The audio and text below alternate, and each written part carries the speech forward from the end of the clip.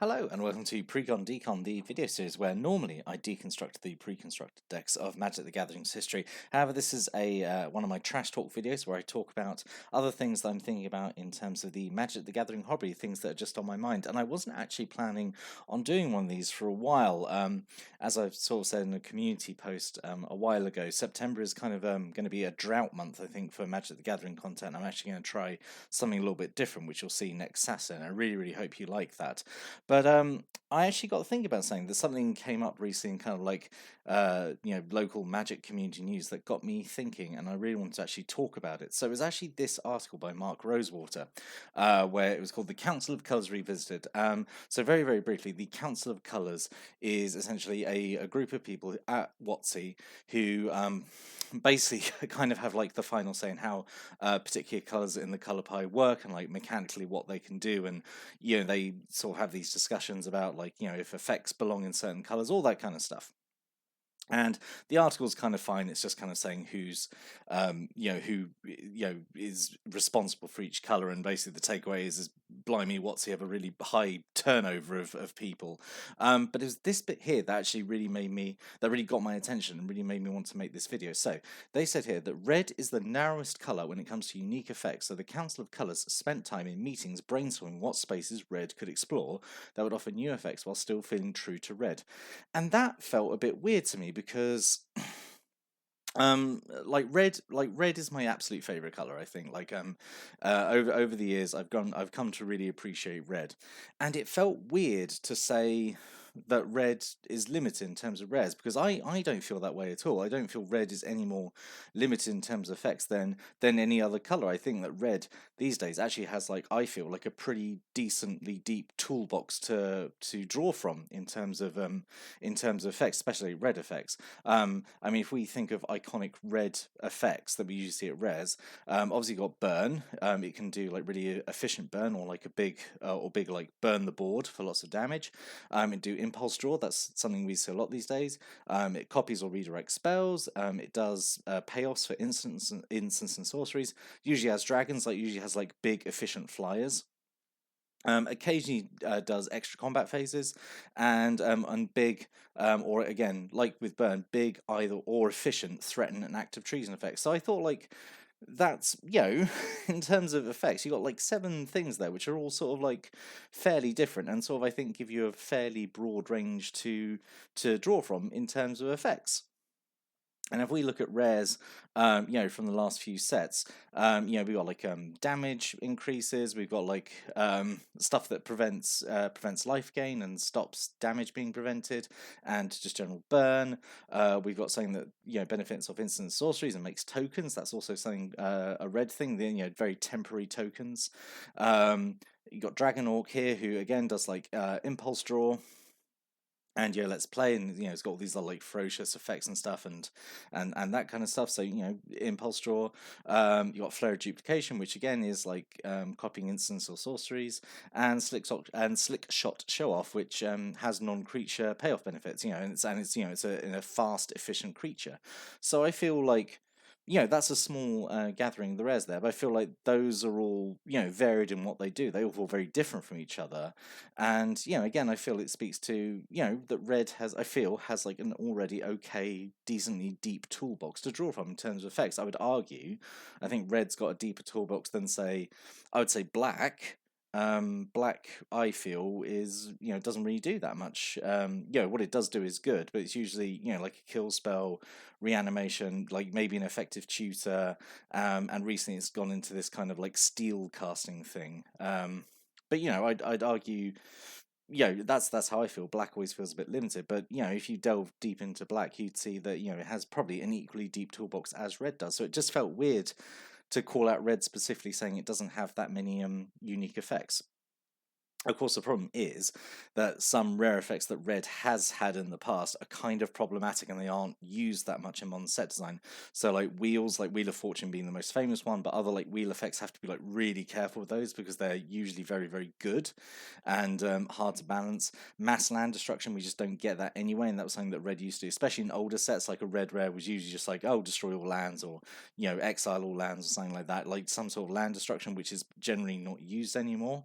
And your thoughts on that may, yeah, I've I used to be very anti land destruction these days, but these days I've sort of moved towards it because there's now so much ramp, and if you don't have land destruction, you can't counter ramp. So I don't know, but yeah, that's a whole other topic. And ritual as well, like Seethan Song. This was something that Red got. I was going to say Red got recently, but not really. I feel like well, Seething Song was original Mirrodin. It used to be part of Black's sort of toolbox, and it sort of became a Red thing, and it made sense in Red to get this like kind of quick big burst of quick mana, so you could ramp out into a bigger spell, and it felt kind of right. But again, rituals are kind of really hard to balance because they can allow some really like silly plays. So these three effects that Red used to have, like I said, we don't really get those anymore, so it has actually, I would say it's lost tools that it used to have. So we can talk about what else Red could do. Like like they said in the article, like they've looked at other ideas, and obviously I don't know what they've discussed. Obviously they've got plans in motion. These sets are designed for like 2-3 years in advance, so we'll probably see Red doing new things at higher rarities in future sets. But I decided to give it a think, have a bit of a thought experiment, and sit and think what else Red could do. And I think to do that, we have to talk about zones, and not comfort zones, but zones of Magic the Gathering, the actual zones in the board here. So the main zones, I think we've got the battlefield, library, graveyard, hand, exile, and the stack. We're all familiar with these. Like these all get used, in pretty much every game. I'd say exile zone doesn't get used as much, but all the others do. And the more I thought about this, it was quite interesting that I realised that each zone really has a color that's really associated with it, or the other way around. Each color has a zone that it gets on really well with. So for the battlefield, I always associate white with that because white as a color has a lot to do with the battlefield. It usually has a lot of effects that interact with the battlefield, usually either adding to it, improving what's there, or taking stuff off the battlefield by via banishing effects, or board wipes, that kind of thing. So white I associate with the battlefield because that's where it does most of its work.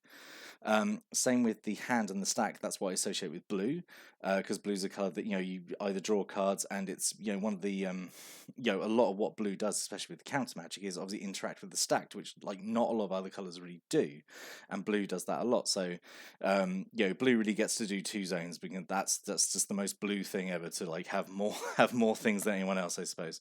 Black obviously deals with the graveyard a lot. I mean, other colors obviously deal with the graveyard. That's what I'm saying. Like not I'm not saying like these colors only deal with that specific zone, but like they tend to favor it more, and mechanically they focus more on one zone more than others. So black obviously deals with the graveyard a lot. It has always like all these like reanimation effects and self mill, discard effects, all that kind of stuff. Well, discard you could say is hand, I suppose, but you get where I'm going. Black mostly interacts with the graveyard.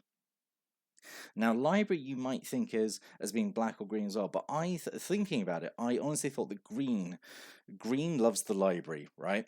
And it might sound weird. You might think green also, likes the battlefield because it likes playing big creatures to the battlefield. I think green, out of all the zones, likes the library most because green has the most tutors at lower rarities. If you think of like rampant growth effects, you think of like commune with nature effects. It does a lot of kind of self-mill effects as well. We've seen that a lot in recent sets where it like mills and you get like a certain thing out of what it's milled, but it's still milling from your library. So although obviously it's going to play big creatures. Green also has tutors for things other than lands. It can occasionally tutor up creatures. So yeah, I would actually say green really likes the library, which is appropriate, I suppose, because a really old green card is Sylvan Library, which was all about card draw as well. So yeah, I would actually say green is associated with the library, just mostly because of all the tutors it has. You may disagree with that. And then so finally that leaves the exile zone as belonging to red, and I think that actually really makes sense because I would say more than any other color, except maybe white, red does the most with the exile zone. And just an example of that, let's go through like some mechanics that red has that deal with the exile zone, or spells cast from exile. So obviously it has impulse draw, which it gets these days, where it exiles cards from the top of the library and you can play them, so it can play stuff from exile. It gets this instead of card draw, but it's it's interacting with the exile zone. Has suspend. Obviously all colors got suspend back in Time Spiral, but red got most of it, and like cards to support it. Got a lot of plot as well in Thunder Junction. Again, all colors had plot, but red again had like had a two color draft archetype based around plot, like setting up a big turn. So it has plot, it has foretell, which is very similar to plot, and again, other colors had access to foretell, but again, red, had quite a lot of it. You got Discover as well from Los Gatos Ixalan, which is kind of like Cascade, which again is technically casting something from exile. So there's that, and also from the Doctor Who command set, you had Paradox, which is a mechanic which is on a few opponents, and it triggers when you cast a spell from anywhere other than your hand, which is all these spells that you cast from exile. So I thought, oh, okay, that's it's interesting that red does so much with exile, especially at lower rarities. So it makes it kind of an iconic effect to say, like Impulse Draw shows up at low rarities. And kind of like I was saying with green, where green, I associate green with the library because it has effects that interact with the library at lower rarities. I associate red with exile because it has cards at lower rarities that deal with exile.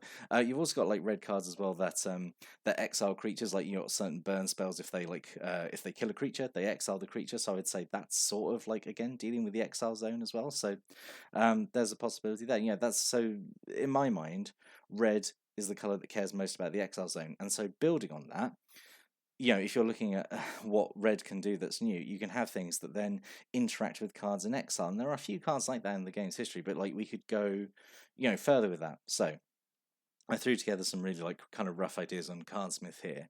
So we've got like a card here, Aetherflame Weaver, which basically lets you cast stuff from exile. So kind of like uh, it's kind of like flashback, but for exile, I suppose, or like a kind of almost like a Yorgmoth's Will kind of effect. You could call it like Chandra's Will or something if you wanted like as an enchantment or an instant to be like, oh, until end turn you can cast stuff from exile.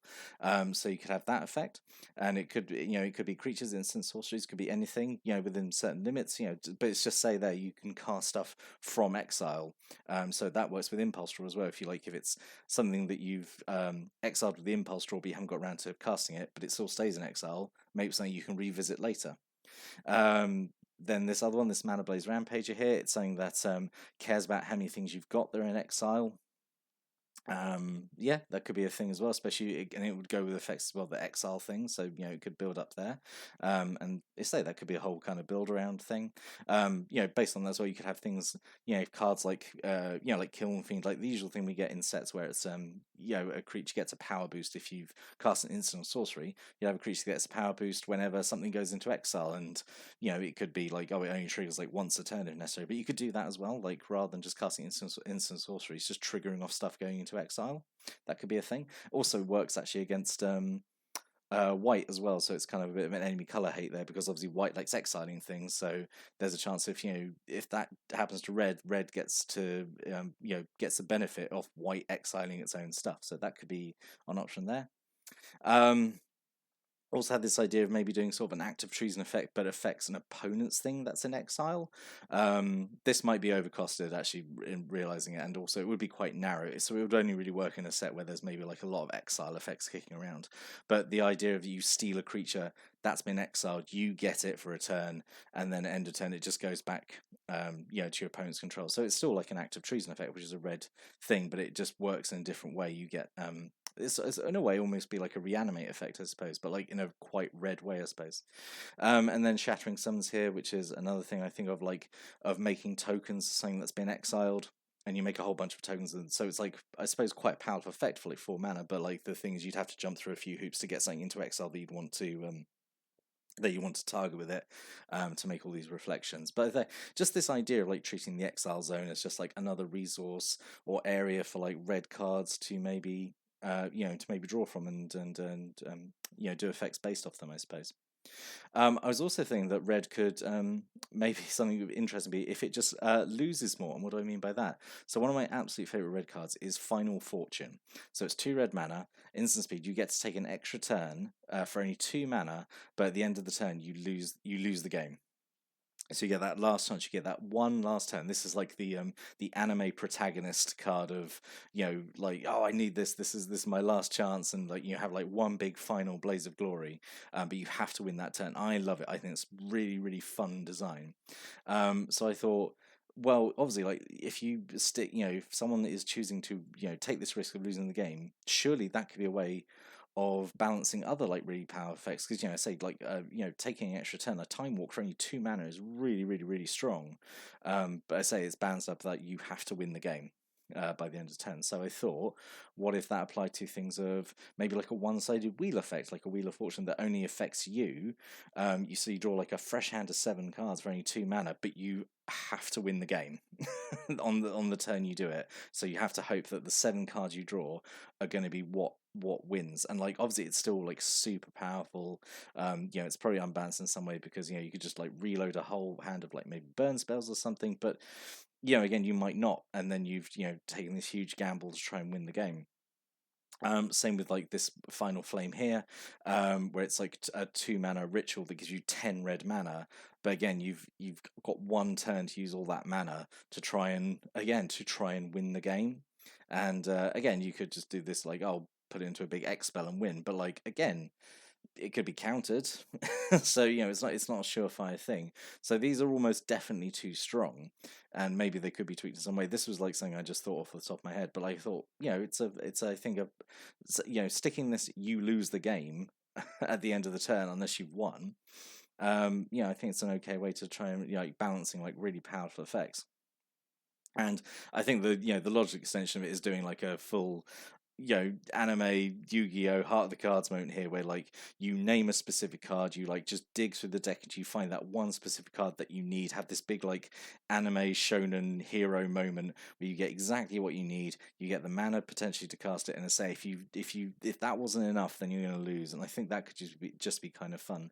The idea for this like came from Gamble, which is like another old red card, which red doesn't normally get tutors, but like I feel Gamble is like a good way of doing it. So it's a 1 mana tutor, so it's really really strong. You search for anything, but there is a chance that you lose what you've tutored because you then discard at random. So I think that's like a fun way of balancing like a really really strong effect, like a 1 mana tutor. That's amazing, but let's say you potentially lose it and you've spent you've spent 2 cards to essentially do nothing. So I think you could push this kind of like gambling risk taking side of red as well if you wanted like big strong effects, I think, for potential future red rares. um, Other things I thought of, it could maybe care more about activated abilities. I always think of this card back from Lorwyn's Ceaseless Sear Blades, which had this ability that triggered of whenever you activate an activated ability of an elemental, it got a power boost. And I thought, oh, that'd be kind of cool. So there was this very minor theme of the elementals in original Lorwyn of caring about activated abilities. Like you had some that like, oh, if you activate an ability a certain number of times a turn, you get like an extra bonus. And to me, like red's a color I associate a lot with activated abilities, mostly because a lot of red cards have like a fire breathing effect, which is like I'd say like one of the most quintessential activated abilities. So I could argue that red could become the color that starts to care more about activated abilities, possibly. You got like white that cares about normal like keyword abilities. Like you usually have maybe like once every couple of sets you have like that a white card that's like it does like the keyword sharing thing. You could do something like this for like red. Maybe like red starts sharing like activated abilities, or has effects that synergize with it. So Training Grounds, which is like a blue effect, I think you can make a reasonable argument this could be a red effect to to reduce the cost of activated abilities, or like some other similar effect that synergizes with activated abilities. And you might say no, it's like a fairly solidly blue effect. In response to that, I would say Zerda the Dawnwaker from Ikoria, which admittedly it's a Boros hybrid card, but it can go in mono red, and it has this effect that reduces the cost of activated abilities. So it's in Red's wheelhouse. I think it's a possibility. So maybe if you're looking for another something to add to Red's toolbox, like maybe stuff that cares about activated abilities, like either making them cheaper or making them more effective, copying them in some way, sharing them out so like all your creatures like share an activated ability. Who knows, something like that maybe. I was also thinking of this thing of maybe spells that like get a benefit when you use mana from sources other than lands to cast them. So there was this in the D&D set where it wasn't a lot of cards, but there were these cards here that like if you spent mana from a treasure they would get an extra effect. So Jaded Sellsword would come in with extra keywords, Price of Loyalty would give a power boost. And I thought that could be kind of fun because like red obviously generates a lot of treasure these days. Like that's effects that it usually has. But also it could apply to like mana rocks and stuff like that, or like rituals as well. So a creature I think has a really interesting design back from one of the Mirrodin sets is Superion, which is really, really undercosted. It's a 5/6 only 2 mana, but you can only cast it with mana that's been produced by creatures. And I thought like, oh, you could have like red creatures like this maybe where you can only cast them with mana that you've produced from like treasures, like mana rocks, like rituals, that thing. Basically mana that's come from somewhere other than basic lands. I thought that could be like kind of fun. You could dip into that, like maybe once you could do this all like once every couple of sets. Something have like a big flashy dragon, or maybe like a really efficient like elemental or a goblin, or I don't know, something like that, or a burn spell even. That's I say is really, really good for its cost. Like maybe it's only like 1 red mana to do like 5 damage to anything, but you can only cast it from mana that you've got from a a mana rock or a treasure or a ritual, something like that. Maybe I thought that might be kind of interesting.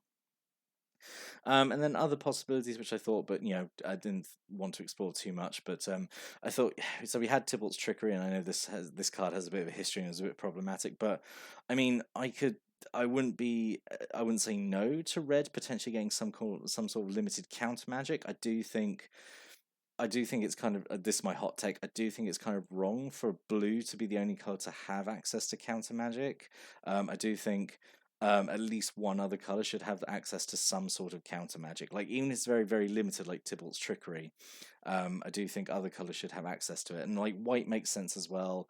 Because it's the color of like law and control and stuff. But I say as with Tybalt's Trickery, you can make a counterspell. I think feel kind of red. It's sort of like a bit of like a polymorph effect, but on a spell. Chaos Warp effects as well. There we go. I missed that off the list as well. But Chaos Warp effects are kind of a iconic red effect as well, isn't it? But yeah, you could have like some sort of like counter spell in red. Again, stick at a higher rarity because it'd be a very like tertiary thing, but you could do it. You could like do a red sort of counterspell. Feldon Third Path is here just to represent because red makes tokens like Kiki Jiki obviously being very iconic, but I really like Feldon's way of doing it.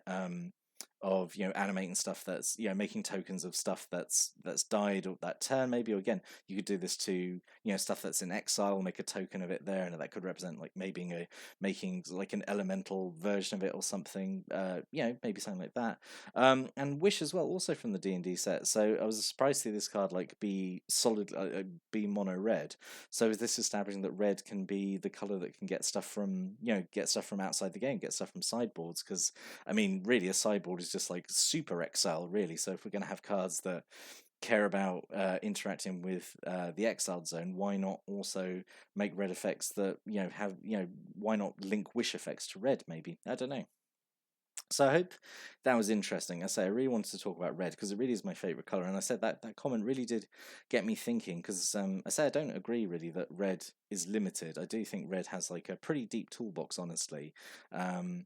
It can maybe I suppose seem a bit boring, but I think it's got like real potential, honestly. And yeah, I mean every color I think has decent mechanics, but yeah, it just stood out to me why they decided to single out red there when I think it's basically doing okay. But I am excited to see what they do with red in future because it is my favorite color. But I'd really like to know as well what you think. Obviously, stick a comment down below if you think red is kind of doing okay for mechanics, or like do you agree with that statement that red is kind of limited, or do you think it's doing fine? Do you think red should do more with the exile zone? Like, do you agree with what I've put here, or do you have another idea about what potential new stuff red could do? Like, stick a comment down below. Really interested in what people think about this. But yeah, so I'll be back next time. So the next video after this is going to be the next big video is going to be me talking about tabletop war games. That's what September's going to be. But yeah, so no real more Magic content really for the rest of September, but I really want to get this video out because I had some thoughts buzzing around in my head and I really wanted to get them out there and talk about my favorite color and things that can do mechanics, because I love talking about game mechanics. But anyway, I'm going to stop rambling now. So thank you for watching and listening. If you have watched and listened, subscribe if you haven't subscribed. If you liked this video, stick a comment down below, and yeah, thanks for watching. Have an amazing day. I'm going to go to bed now because it's quite late where I am. But yeah, I'll see you around. Speak soon, and yeah, have a great day.